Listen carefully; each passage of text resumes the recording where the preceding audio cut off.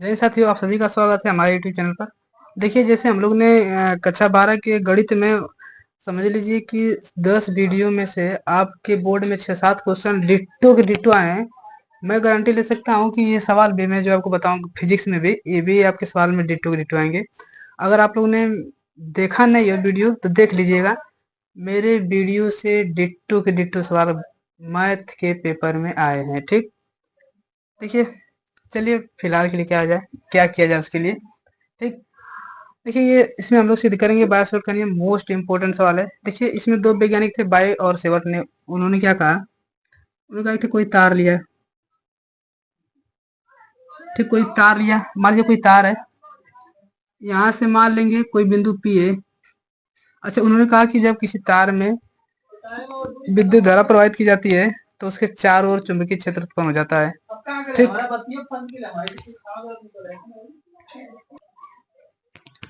देखिए, उन्होंने एक तार लिया था। उस तार में उन्होंने क्या देखा कि जब किसी तार में विद्युत धारा प्रवाहित की जाती है तो इसके चारों ओर चुंबकीय क्षेत्र उत्पन्न हो जाता है। इसके चारों ओर चुंबकीय क्षेत्र उत्पन्न हो जाता है। तो मैं मान लेता हूँ कि ये कोई तार का टुकड़ा है। अच्छा, ये तार का टुकड़ा तो बहुत बड़ा होगा, मुझे छोटी लंबाई लेनी होगी। तो मैं मान लेता हूँ यहाँ से लेके यहाँ तक मैं कोई तार ले लेता हूँ जिसकी लंबाई एल है। अच्छा, ये पूरे तार में छोटा लंबाई ले रहा हूँ, इसलिए इसका नाम डेल्टा एल है। ठीक, ये डेल्टा एल है। ये जो इस तार से मान लीजिए बिंदु पी पर थीटा कोण पर, कितने पर, थीटा कोण पर है, और इनकी बीच की दूरी आर है। उन्होंने कहा कि जो ये चुंबकीय क्षेत्र होगा इस तार के कारण बिंदु पी पर, विद्युत क्षेत्र जो होगा पी का मान होगा, वह 3-4 बातों पर निर्भर करेगा। उन्होंने क्या कहा, पहली बात उन्होंने कहा कि जो उत्पन्न चुंबकीय क्षेत्र है वह धारा के अनुक्रमानुपाती होगा। तो मैं आपको महाभारत में क्या लिखना है कि दो वैज्ञानिक बायो तथा सेवर्ट ने एक तार लिया जिसमें विद्युत धारा प्रवाहित करने पर उसके चारों ओर चुंबकीय क्षेत्र उत्पन्न हो जाता है, और मान लेते हैं कि उस तार से बिंदु आर दूरी पर कोई बिंदु Q स्थित है जिसके चारों ओर चुंबकीय क्षेत्र हमें ज्ञात करना है। ठीक, और बस जितना मैंने बोला ये आपको लिखना है बोर्ड के पेपर में, और जितना मैं इसके बाद में कर दूं बस लिख देना है। तो जो ये चुंबकीय क्षेत्र है, जो डेल्टा बी है, वह 3-4 बातों पर निर्भर करता है। तो यहाँ पे लिखेंगे जो उत्पन्न चुंबकीय क्षेत्र, उत्पन्न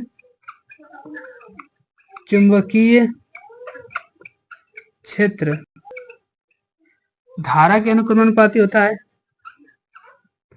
धारा के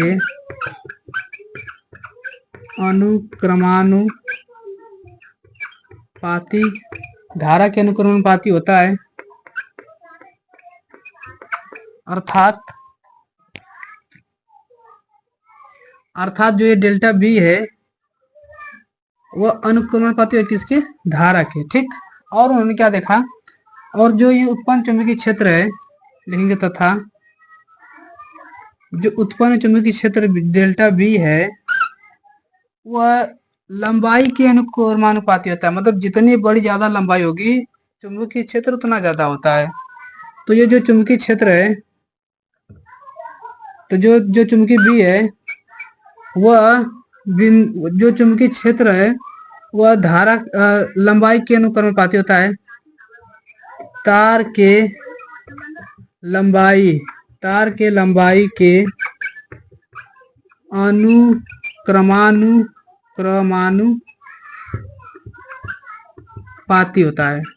ठीक, जो डेल्टा बी है वह तार के लंबाई के अनुक्रमानुपाती होता है। मान लीजिए डेल्टा एल है।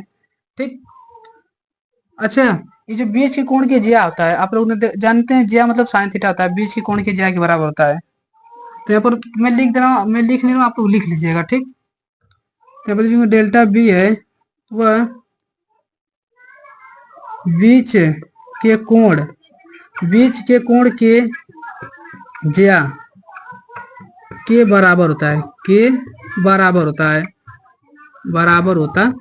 बीच का कोण का ज्या मतलब होता है साइन थीटा, आपको ज्या मतलब कॉस थीटा होता है।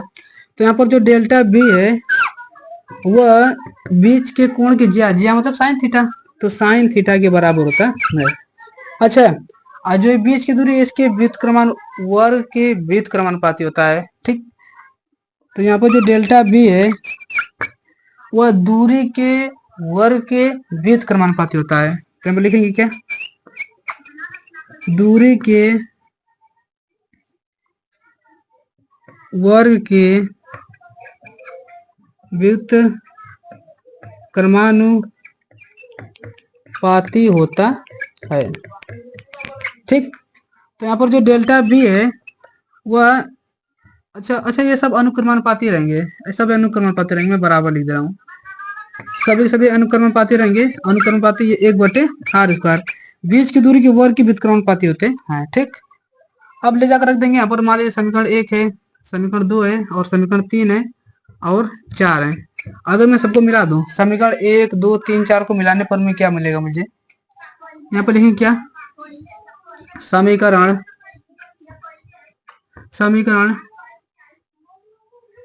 1, 2, 3, 4 से ना, 4 से क्या निकाल सकते हैं, देखिए सभी के सभी डेल्टा बी के बराबर है ना, ये डेल्टा बी है हमारा।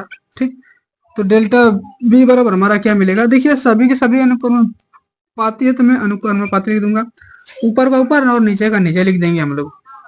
तो यहाँ पर क्या लिखेंगे, आई